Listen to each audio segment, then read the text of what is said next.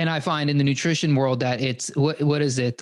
Overfed and starving to death, where it's not a matter of they're not eating enough calories. It's just the calories they're eating are devoid of a lot of nutrition. Do you see a lot of that in your practice? Every day for the past 35 years. Yes, absolutely. That's kind of the driving kind of path that we took many years ago. I've been talking about this for 30 years, and I wrote the book about 3 or 4 years ago because there was now research to support it. So we now have research that there are profound nutritional deficiencies associated with ADHD. In your book, you're mentioning is that finally focused?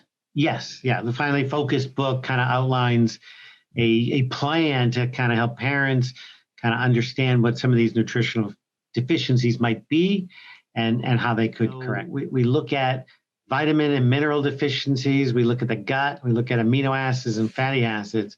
But one of the tests that is under $100 that we found particularly helpful is looking at trace minerals in the hair. And there we can look at minerals like magnesium, look at copper and zinc, and also the mineral lithium we can detect in hair samples. So you have the sugar sweetened beverages, and the mechanism is not only the refined sugar robbing B vitamins, but a lot of these sodas have phosphoric acid. So high phosphorus depletes the body of magnesium. And one of the most common nutritional deficiencies we see in ADHD is magnesium deficiency.